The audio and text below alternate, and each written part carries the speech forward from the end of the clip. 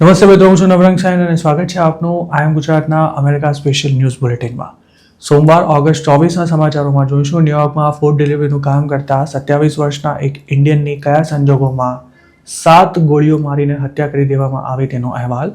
જાણીશું family sponsorship પર America જવા માંગતા લોકો માટે કયા રાહતના સમાચાર લઈને આવ્યું છે સપ્ટેમ્બર 2026નું વિઝા બુલેટિન. અને છેલ્લે ઇલિનોયની એક એવી મહિલાની વાત કે જે વર્ષોથી ગ્રીન કાર્ડ પર અમેરિકામાં રહેતી હોવા છતાં પણ એક સામાન્ય કહી શકાય તેવી બાબતને કારણે તે છેલ્લા 1 વર્ષથી આઈસની જેલમાં બંધ છે. ન્યુયોર્કમાં ફૂડ ડિલિવરીનું કામ કરતા એક ભારતીય યુવકની ગોળી મારીને ઘાતકી હત્યા કરી દેવામાં આવી છે. તે પિઝા ડિલિવર કરવા માટે જઈ રહ્યો હતો ત્યારે આ ઘટના બની હતી, જેમાં 27 વર્ષીય મૃતક ગુરદીપસિંહનું મોત થઈ ગયું હતું. ગુરદીપ 2017માં ડંકી રૂટથી અમેરિકા ગયો હતો. ન્યુયોર્ક પોલીસના જણાવ્યા અનુસાર ગુરદીપને શુક્રવારે રાતે બ્રુકલિનમાં કોઈ અજાણ્યા શખ્સે શૂટ કરી દીધો હતો. તેને 7 ગોળી મારવામાં આવી હતી અને તે ગણતરીના સમયમાં જ ખતમ થઈ ગયો હતો. આ શૂટિંગ થયું તેની અમુક મિનિટો પહેલાનો એક વિડીયો પણ સામે આવ્યો છે, જેમાં 2 લોકોને ઝપાઝપી કરતા જોઈ શકાય છે. ત્યારબાદ અચાનક ગોળીબાર થાય છે, જેમાં એક શખ્સ જમીન પર પડી જાય છે અને બીજો શખ્સ કાર લઈને ભાગી જાય છે.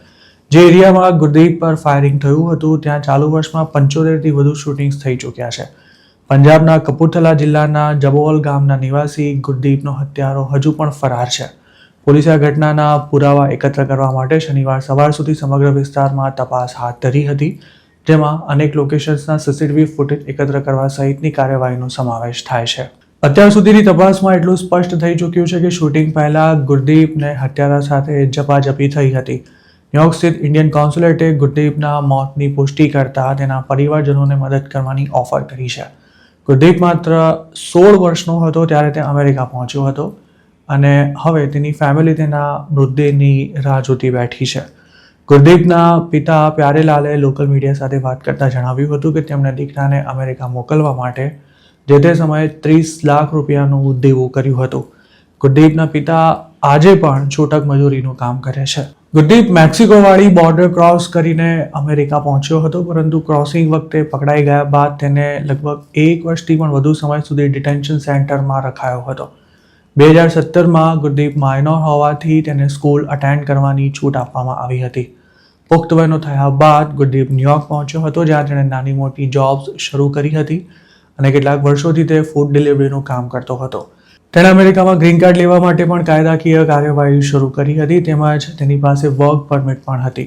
જોકે ગ્રીન કાર્ડ ન મળ્યું હોવાથી તે 2017થી અત્યાર સુધી ઇન્ડિયા નહોતો આવી શક્યો.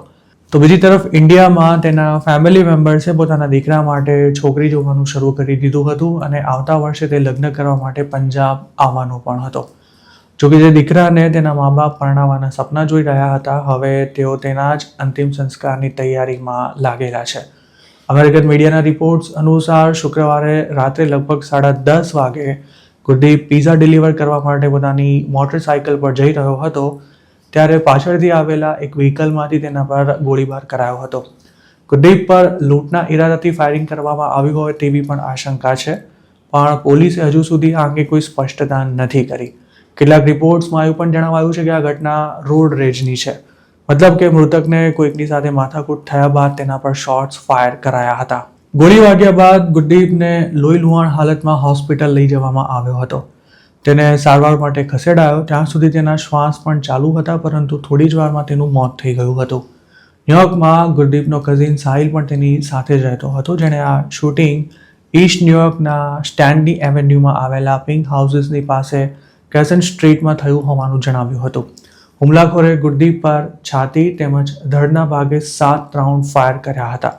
જોકે તેના પર શૂટિંગ કરવામાં એક જ શખ્સનો હાથ હતો કે પછી એકથી વધુ લોકો તેમાં સંડોવાયેલા હતા તેની કોઈ સ્પષ્ટ માહિતી નથી મળી શકી. ગુરદીપના પાર્થિવ દેહને ઇન્ડિયા લાવવા માટે તેના પરિવારજનોએ પંજાબ સરકારની મદદ માંગી છે. હજુ ગયા અઠવાડિયે જ ટેનેસીમાં લિકર સ્ટોર ચલાવતા સુરેશ પટેલ નામના એક ગુજરાતીની પણ લૂંટના ઇરાદે ગોળી મારીને હત્યા કરવામાં આવી હતી.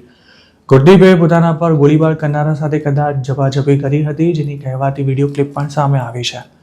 પણ સુરેશ પટેલના કેસમાં તેમણે લૂંટારાએ ગન બતાવતા જ કેશ રજિસ્ટરમાં પડેલા પૈસા કાઢીને બહાર મૂકી દીધા હતા અને ત્યારબાદ પણ તેમને ગોળી મારી દેવામાં આવી હતી. અમેરિકામાં લૂંટના ઈરાદે થતી રોબરી મોટાભાગે નાના મોટા બિઝનેસ પર જ થતી હોય છે. રસ્તે ચાલતા કોઈ શખ્સને ગન બતાવીને લૂંટી લેવામાં આવ્યો હોય કે પછી લૂંટના ઈરાદે તેની હત્યા કરી દેવાઈ હોય તેવી ઘટના ક્યારેક જ બને છે. જોકે ડ્રગ્સના નશામાં કેટલાક માથા ફરેલ લોકો $50-100 માટે પણ ગમે તેને શૂટ કરી શકે છે. તેમાં ન્યુયોર્કના અમુક વિસ્તારો તો આ પ્રકારના ક્રાઇમ માટે એટલા બધા બદનામ છે કે અંધારું થયા બાદ લોકો ત્યાંથી નીકળવાનું પણ ટાળતા હોય છે. ગુરમીત વર્ષોથી ન્યુયોર્કમાં રહેતો હોવાથી શક્ય છે કે ત્યાં શહેરની એક ગલીઓથી વાકેફ હશે, પરંતુ તેમ છતાંય શુક્રવારનો દિવસ તેની જિંદગીનો છેલ્લો દિવસ બની રહ્યો. અમેરિકામાં ભલે માણસની જિંદગીની વેલ્યુ ખૂબ જ હોય, પણ આ જ દેશમાં દર વર્ષે શૂટિંગમાં હજારો લોકો કમોતે મરે છે તે પણ એક હકીકત છે. ડિપાર્ટમેન્ટ ઓફ સ્ટેટ દ્વારા સપ્ટેમ્બર 2026નું વિઝા બુલેટિન રિલીઝ કરી દેવાયું છે. ફેમિલી સ્પોન્સરશિપ પર અમેરિકા જવા માંગતા હજારો ઇન્ડિયન્સ માટે આ લેટેસ્ટ વિઝા બુલેટિન રાહતના સમાચાર લઈને આવ્યું છે. પણ તેમાં એક કેટેગરી એવી પણ છે કે જેમાં ઘણા લાંબા સમયથી કોઈ ખાસ મૂવમેન્ટ જોવા નથી મળી રહી. આ વિડીયોમાં આપણે સમજીશું કે કોનો અમેરિકા જવાનો ઇંતજાર ઘટ્યો છે જ્યારે કોને જરાય રાહત નથી મળી. વિડીયોની શરૂઆત કરતા પહેલા ફેમિલી સ્પોન્સરશિપની અલગ અલગ 4 કેટેગરીઝ વિશે જાણી લઈએ. તેમાં પહેલી કેટેગરી F1 કેટેગરી છે, જેમાં US સિટીઝન્સના અનમેરિડ સંતાનોને ગ્રીન કાર્ડ મળે છે અને આ કેટેગરીમાં દર વર્ષે 23,400 ગ્રીન કાર્ડ ઇસ્યુ કરવામાં આવતા હોય છે. તેમાં દુનિયાના દરેક દેશો માટે 7% કોટા ફિક્સ કરાયો હોવાથી ઇન્ડિયન્સને વર્ષો સુધી વેઇટિંગમાં રહેવું પડે છે. ત્યારબાદ F2A કેટેગરી આવે છે, જેમાં ગ્રીન કાર્ડ હોલ્ડર્સ પોતાના સ્પાઉસ અને અવયસ્ક સંતાનોને અમેરિકા બોલાવી શકે છે. F2B કેટેગરીમાં પરમેનન્ટ રેસિડન્ટ્સ પોતાના 21 વર્ષથી વધુ વય ધરાવતા અનમેરિડ સંતાનો માટે ગ્રીન કાર્ડ સ્પોન્સર કરી શકે છે. જ્યારે F3 કેટેગરીમાં US સિટીઝન્સ પોતાના પરિણીત સંતાનોને ફેમિલી સાથે અમેરિકા બોલાવી શકે છે. અને F4 કેટેગરીમાં અમેરિકન સિટીઝન્સ તેમના સગા ભાઈ બહેનો માટે ગ્રીન કાર્ડ સ્પોન્સર કરી શકે છે. હવે જો કેટેગરી પ્રમાણે ચાલી રહેલા વેઇટિંગની વાત કરીએ તો સપ્ટેમ્બર 2026ના બુલેટિન અનુસાર F1 કેટેગરીમાં જે લોકોએ 22 જાન્યુઆરી 2020 પહેલા ફાઇલ મૂકી હતી તેમને ઇમિગ્રન્ટ વિઝા ઇસ્યુ કરવાનું શરૂ કરી દેવાયું છે. આ કેટેગરીમાં સૌથી વધારે મૂવમેન્ટ જોવા મળી રહી છે. જુલાઈ 2026માં ફેબ્રુઆરી 2018 પહેલા ફાઇલ મૂકનારાને ઇમિગ્રન્ટ વિઝા આપવાનું શરૂ કરાયું હતું, જ્યારે ઓગસ્ટ 2026માં આ વેઇટિંગ ડિસેમ્બર 2018 સુધી પહોંચ્યું હતું. પણ લેટેસ્ટ બુલેટિન અનુસાર તેમાં 1 વર્ષનો જમ્પ જોવા મળ્યો છે. આ તો થઈ ફાઇનલ એક્શન ડેટની વાત. હવે જો આ જ કેટેગરીમાં ડેટ ફોર ફાઇલિંગની વિગતો જોવામાં આવે તો લેટેસ્ટ બુલેટિનમાં તે ફેબ્રુઆરી 2020 પહેલા જેમણે ફાઇલ મૂકી છે તેમને હવે પોતાના ડોક્યુમેન્ટ સબમિટ કરાવવાના રહેશે. જુલાઈના બુલેટિનમાં આ વેઇટિંગ જાન્યુઆરી 2019 અને ઓગસ્ટમાં જૂન 2019 પર હતું, જેમાં 8 મહિનાનો જમ્પ નોંધાયો છે. હવે F2A કેટેગરીમાં ચાલી રહેલા વેઇટિંગની વાત કરીએ તો સપ્ટેમ્બરના વિઝા બુલેટિન અનુસાર 22 ઓગસ્ટ 2026 પહેલા જેમણે ફાઇલ મૂકી છે તેમને હવે જલ્દી ઇમિગ્રન્ટ વિઝા મળી શકે છે. આ કેટેગરીમાં ડેટ ઓફ ફાઇલિંગમાં કોઈ વેઇટિંગ નથી, એટલે કે હાલમાં F2A કેટેગરીમાં જે લોકો પોતાની ફાઇલ મૂકી રહ્યા છે તેમને ડોક્યુમેન્ટ્સ જમા કરાવી દેવાના રહેશે. F2A કેટેગરીમાં છેલ્લા 3 મહિનામાં સારી એવી ગતિ જોવા મળી છે. જુલાઈથી સપ્ટેમ્બરના વિઝા બુલેટિનમાં અપાયેલી માહિતી અનુસાર આ કેટેગરીમાં 1 જાન્યુઆરી 2025ની ફાઇનલ એક્શન ડેટ હતી અને હવે તેમાં ના બરાબર વેઇટિંગ રહ્યું છે. તેવી જ રીતે F2B કેટેગરી પર નજર કરીએ તો તેમાં પણ છેલ્લા 3 મહિનામાં બેકલોગમાં ઝડપી ઘટાડો થયો છે. જુલાઈ 2026ના વિઝા બુલેટિનમાં કેટેગરીમાં ફાઇનલ એક્શન ડેટ 22 નવેમ્બર 2017 હતી, જે સપ્ટેમ્બરના વિઝા બુલેટિનમાં ઓગસ્ટ 2019 થઈ છે. મતલબ કે આ કેટેગરીમાં છેલ્લા 3 મહિનામાં વેઇટિંગમાં 21 મહિનાનો ઘટાડો નોંધાયો છે. ફેમિલી સ્પોન્સરશિપની ત્રીજી કેટેગરી F3 છે, જેમાં US સિટીઝન્સ પોતાના પરિણીત સંતાનોને તેમની ફેમિલી સાથે અમેરિકા બોલાવી શકે છે. જુલાઈ 2026ના વિઝા બુલેટિનમાં આ કેટેગરીની ફાઇનલ એક્શન ડેટ 15 એપ્રિલ 2012 હતી, જ્યારે સપ્ટેમ્બર 2026ના વિઝા બુલેટિન અનુસાર F3 કેટેગરીની ફાઇનલ એક્શન ડેટ 22 ઓક્ટોબર 2014 થઈ છે. મતલબ કે છેલ્લા 3 મહિનામાં આ કેટેગરીમાં 2.5 વર્ષનો બેકલોગ ક્લિયર થઈ ગયો છે.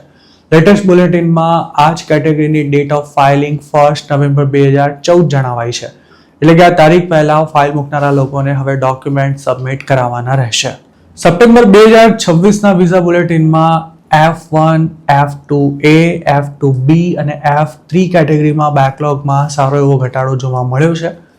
પણ F4 એક એવી કેટેગરી છે કે જેમાં જાણે કોઈ મુવમેન્ટ જ ના થઈ રહી હોય તેવી સ્થિતિ જોવા મળી રહી છે. F4 કેટેગરીમાં US સિટીઝન પોતાના સગા ભાઈ બહેનને ફેમિલી સાથે અમેરિકા બોલાવી શકે છે.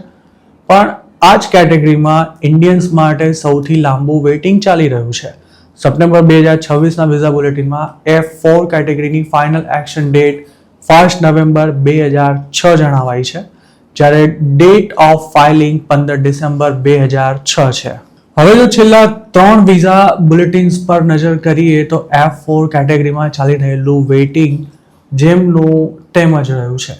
આ કેટેગરીમાં અમેરિકા જવા માંગતા લોકોની સંખ્યા ઘણી મોટી છે, પણ જાન્યુઆરી 2026ના વિઝા બુલેટિનથી લઈને સપ્ટેમ્બરના વિઝા બુલેટિન સુધીમાં તેમાં વેઇટિંગ જરા પણ ઓછું નથી થયું. મતલબ કે જેમણે 1 નવેમ્બર 2006 પહેલા ફાઇલ મૂકી હતી તેમને હાલ ઇમિગ્રન્ટ વિઝા ઇસ્યુ કરાઈ રહ્યા છે, પરંતુ ત્યાર પછીના હજુ સુધી વેઇટિંગમાં જ છે. આવા કેસમાં ઘણીવાર એવું પણ થતું હોય છે કે 20 વર્ષ લાંબુ વેઇટિંગ હોવાથી ગ્રીન કાર્ડ માટે એપ્લિકેશન કરનારાનો નંબર આવે ત્યાં સુધી તેના સ્પોન્સરનું જ અવસાન થઈ ચૂક્યું હોય છે. જો સ્પોન્સરનું અવસાન થઈ જાય તો ટેકનિકલી એપ્લિકન્ટની ફાઇલ બંધ થઈ જાય છે, જેને ફરી ઓપન કરાવવા માટેની કાર્યવાહી ઘણી જ લાંબી અને અટપટી છે. જો સારો એટર્ની રોકવામાં આવે તો આ કામ થઈ શકે છે, પણ કામ થઈ જ જશે તેની કોઈ ગેરંટી નથી હોતી. ટ્રમ્પ એડમિનિસ્ટ્રેશને લીગલ ઇમિગ્રેશન પર પણ સખ્ત નિયંત્રણો મૂક્યા હોવાથી ગ્રીન કાર્ડનો ઇંતજાર લંબાઈ રહ્યો છે. સાથે જ જે લોકોને ગ્રીન કાર્ડ મળી ગયા છે તેમને પણ એક યા બીજા કારણોસર ભીંસમાં લેવામાં આવી રહ્યા છે. ખાસ તો જો ગ્રીન કાર્ડ હોલ્ડરની કોઈ ક્રિમિનલ હિસ્ટ્રી હોય, મતલબ કે તેણે સામાન્ય ગુનો કર્યો હોય તો પણ સજા ભોગવી લીધા બાદ અથવા તો કેસ બંધ થઈ ગયો હોય તો તેની સામે કાર્યવાહી કરી શકાય છે. આવા કેસમાં હવે સિટીઝનશિપ આપવાનો ઇનકાર કરી દેવામાં આવ્યો હોય કે પછી વધારાના પ્રૂફ માંગવામાં આવ્યા હોય તેવા કિસ્સા પણ વધી રહ્યા છે. તેવી જ રીતે જે ગ્રીન કાર્ડ હોલ્ડર સિટીઝનશિપ માટે એલિજિબલ થઈ ગયા છે તેમને પણ લાંબા વેઇટિંગનો સામનો કરવો પડી રહ્યો છે. ટ્રમ્પ એડમિનિસ્ટ્રેશને નેચરલાઇઝેશનની પ્રક્રિયાને ખૂબ જ લાંબી અને અટપટી બનાવી દીધી હોવાથી ક્લીન બેકગ્રાઉન્ડ ધરાવતા લોકોને પણ US સિટીઝન બનવા માટે લાંબો સમય રાહ જોવી પડી રહી છે. જો આપની પાસે ગ્રીન કાર્ડ હોય તો એવું ના સમજી લેશો કે ભવિષ્યમાં ક્યારેય કોઈ જ પ્રોબ્લેમ નહીં થાય, કારણ કે ઇલિનોયમાં રહેતી એક ગ્રીન કાર્ડ હોલ્ડર મહિલા સાથે જે થયું છે તે કોઈની પણ સાથે થઈ શકે છે. શિકાગો ટ્રિબ્યુનના એક રિપોર્ટ અનુસાર બિયાટા સિમિયોન્કોવિક્સ નામની એક મહિલા છે 2003થી ગ્રીન કાર્ડ પર અમેરિકામાં રહે છે, પણ ગયા વર્ષે જ આઈસ દ્વારા તેની ધરપકડ કરવામાં આવી હતી અને તે આજ દિન સુધી જેલમાં બંધ છે. મૂળ પોલેન્ડની બિયાટા હાલ નોર્ધન કંટકીમાં આવેલા ડિટેન્શન સેન્ટરમાં કેદ છે અને તે ક્યારે બહાર આવશે તેના કોઈ જ ઠેકાણા નથી. તેની બંને દીકરીઓ અમેરિકન સિટીઝન હોવા છતાં પણ આઈસવાળા આ મહિલાને છોડવા તૈયાર નથી.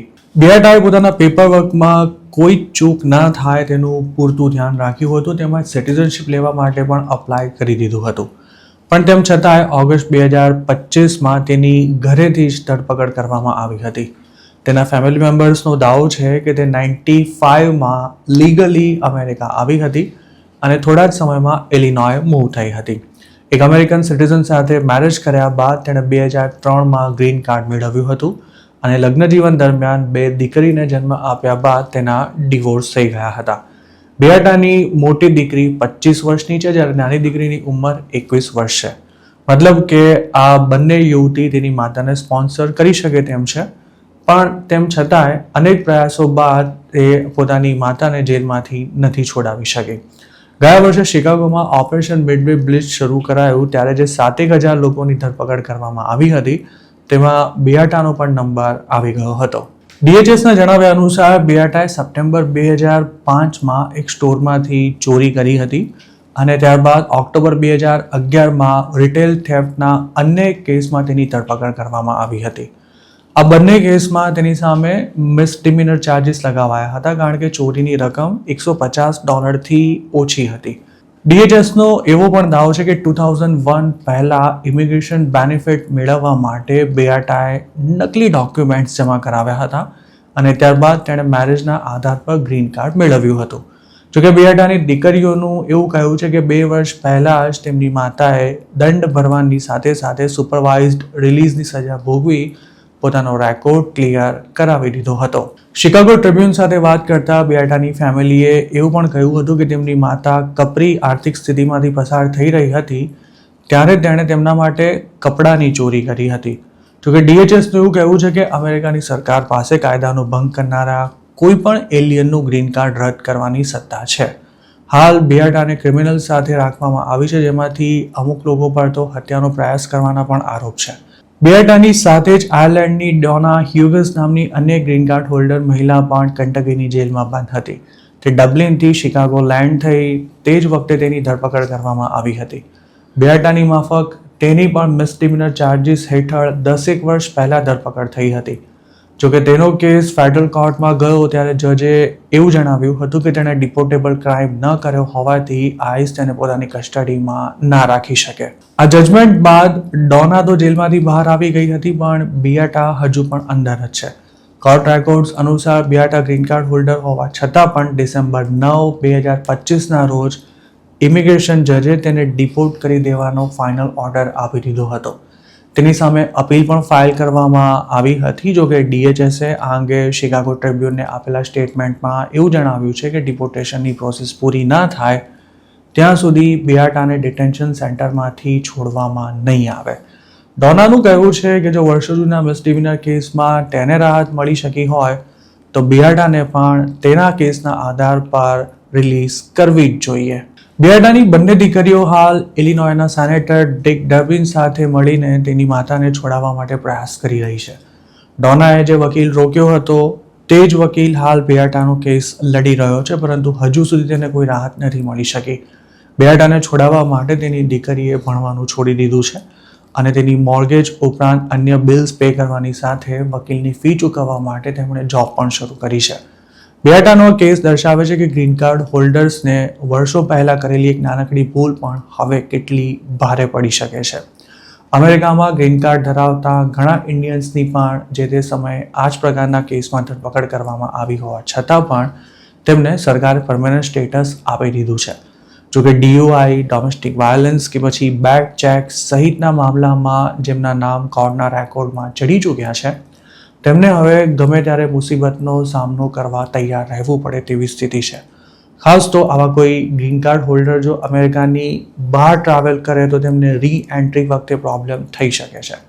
આમ તો ગ્રીન કાર્ડ હોલ્ડર અમેરિકામાં એન્ટર થવાનો હક ધરાવે છે, પણ જો તેઓ આઈસના પ્રેશરમાં આવી એરપોર્ટ પર ગ્રીન કાર્ડ સરેન્ડર ન કરે તો તેમને જેલમાં પણ મોકલવામાં આવી શકે છે અને તેમનો કેસ ઇમિગ્રેશન કોર્ટમાં જઈ શકે છે. ખાસ તો મોરલ કેરેક્ટરના આધાર પર US ગવર્મેન્ટ કોઈપણ ગ્રીન કાર્ડ હોલ્ડરને સિટીઝનશિપ આપવાનો ઇનકાર કરી તેની સામે ડિપોર્ટેશનની પ્રોસેસ શરૂ કરી શકે છે. થોડા મહિના પહેલા જ આવા એક મામલામાં નકલી ચીજ વસ્તુઓ વેચતા પકડાયેલા ચાઇનીઝને રી એન્ટ્રી વખતે એરપોર્ટ પર અટકાવાયા બાદ તેની પાસે ગ્રીન કાર્ડ હોવા છતાં પણ તેને કન્ડિશનલ એન્ટ્રી આપવામાં આવી હતી અને આ કેસમાં તેણે ગુનો કબૂલ કર્યો. ત્યારબાદ તેને ડિપોર્ટ કરી દેવાનો ઓર્ડર અપાયો હતો. બ્લાન્ક વર્સિસ લાવનો આ મામલો અમેરિકાની સુપ્રીમ કોર્ટ સુધી પહોંચ્યો હતો, પણ ત્યાંથી આ ચાઇનીઝને કોઈ રાહત નહોતી મળી શકી. અમેરિકાની સર્વોચ્ચ અદાલતે આ મામલે સરકારની તરફેણમાં ચુકાદો આપી ગ્રીન કાર્ડ હોલ્ડર્સના ડિપોર્ટેશનને આસાન બનાવી દીધું છે. તેના કારણે હવે એવી સ્થિતિ સર્જાય છે કે ક્રિમિનલ હિસ્ટ્રી ધરાવતા ગ્રીન કાર્ડ હોલ્ડર્સ માટે પણ પોતાનું સ્ટેટસ રિન્યૂ કરાવવાની સાથે સાથે સિટીઝનશિપ લેવું પણ ખૂબ જ મુશ્કેલ બની ચૂક્યું છે. તો મિત્રો, આ હતા અમેરિકાના આજના મુખ્ય સમાચાર. આપને જો અમારી રજૂઆત પસંદ આવી હોય તો આ વિડીયોને લાઇક અને શેર કરવાનું તેમજ આઈ એમ ગુજરાતની YouTube ચેનલને સબસ્ક્રાઇબ કરવાનું ભૂલશો નહીં, કારણ કે માત્ર આ ચેનલ પર આપને મળશે અમેરિકામાં રહેતા ગુજરાતીઓ માટેના તમામ મહત્વના સમાચાર અને તે પણ આપની પોતાની ભાષામાં. આપ જો અમારી સાથે કોઈ ટિપ શેર કરવા માંગતા હો તો હાલ સ્ક્રીન પર દેખાઈ રહેલા WhatsApp નંબર પર પણ અમારો સંપર્ક કરી શકો છો. આપની ઓળખ ગુપ્ત રાખવામાં આવશે.